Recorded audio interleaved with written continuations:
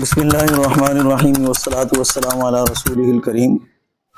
جیسے ہمارے ہاں پنجابی میں، سندھی میں، بلوچی میں لوک داستانیں ہوتی ہیں، ویسے عرب میں بھی ایک لوک داستان ہے کہ ایک نوجوان تھا اور وہ اپنے اونٹ کے ساتھ صحرا میں سفر کر رہا تھا۔ اس کا اونٹ اچانک سے گم گیا، وہ کہیں سستانے کے لیے لیٹا، اونٹ گم ہو گیا۔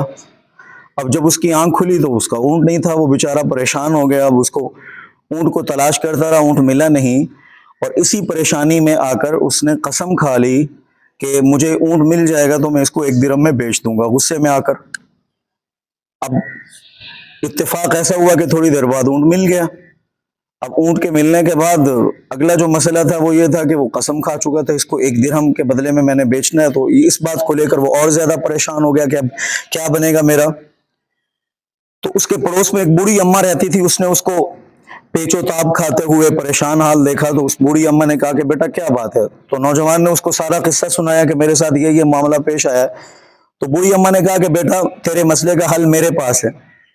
اس نے کہا ماں حل بتا کیا ہے؟ وہ کہنے لگی کہ اپنے اونٹ کے گلے میں رسی ڈالو، اور رسی ڈالنے کے بعد بازار میں جاؤ اور لوگوں سے کہو کہ میں نے یہ اونٹ بیچنا ہے، اور شرط یہ کہ اس کے ساتھ رسی بھی بیچنی ہے۔ اونٹ کی قیمت 1 درہم ہے اور رسی کی قیمت 99 درہم ہے۔ اس طرح سے 100 درہم میں دونوں چیزیں میں بیچوں گا، اور دونوں ساتھ میں بیچوں گا، شرط یہ۔ اب وہ بازار گیا، وہ جس بندے سے بھی بات کرتا کہ اونٹ 1 درہم میں، رسی 99 درہم میں، لیکن شرط یہ کہ دونوں کو ساتھ بیچوں گا۔ تو لوگ پریشان ہو جاتے کہ اونٹ 1 درہم اور رسی 99 درہم، وجہ کیا ہے؟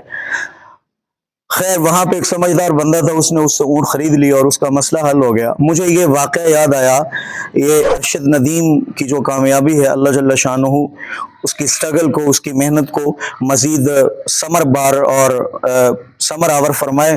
اس نوجوان نے بڑی محنت کی، بڑی سٹرگل کی، اور پیرس اولمپکس میں اس نے جیولن تھرو کے فنالے میں سب سے بڑی تھرو کی ہے اور 118 سالہ ریکارڈ توڑ دیا ہے۔ 92.97% جیولن تھرو کیا اس نے، اور اس نے گولڈ میڈل پاکستان کے لیے حاصل کیا ہے۔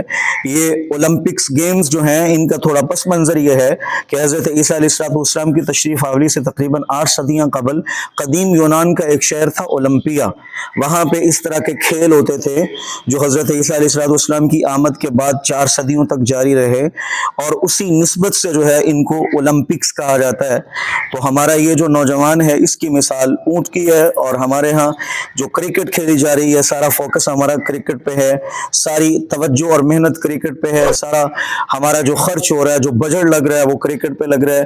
نہ ہاکی کی طرف توجہ ہے، نہ فٹ بال کی طرف توجہ ہے، نہ دیگر کھیلوں کی طرف توجہ ہے۔ ارشد ندیم کی مثال اونٹ کی ہے، اور کرکٹ ہمارا جو کرکٹ بورڈ ہے اور کرکٹ کھیل ہے اس کی مثال رسی کی۔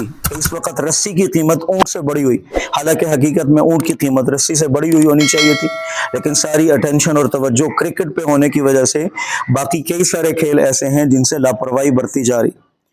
تو ضرورت اس بات کی ہے کہ کرکٹ کے ساتھ ساتھ باقی کھیل پہ بھی توجہ دی جائے، اور ہمارا یہ جو نوجوان ہے ارشد ندیم، اللہ جل شانہ اس کو جزائے خیر عطا فرمائے، اللہ اس کو کامیاب فرمائے، اور اس طرح کے جتنے بھی نوجوان ہیں اللہ جل شانہ ان کو خوب کامیاب فرمائے، اور ان کی محنت کو اللہ پاک رنگ لگائے، اور اللہ پاک ایسے تمام نوجوانوں کو پاکستان کا نام ان کی فیلڈز میں جس میں وہ کھیل رہے ہیں، کام کر رہے ہیں، محنت کر رہے ہیں، پاکستان کا نام روشن کرنے کی توفیق عطا فرمائے، اور اللہ پاک ہمیں اونٹ اور رسی کی قدر و قیمت پہچاننے کی توفیق عطا فرمائے کہ اونٹ کی قیمت کیا ہے، رسی کی قیمت کیا ہے۔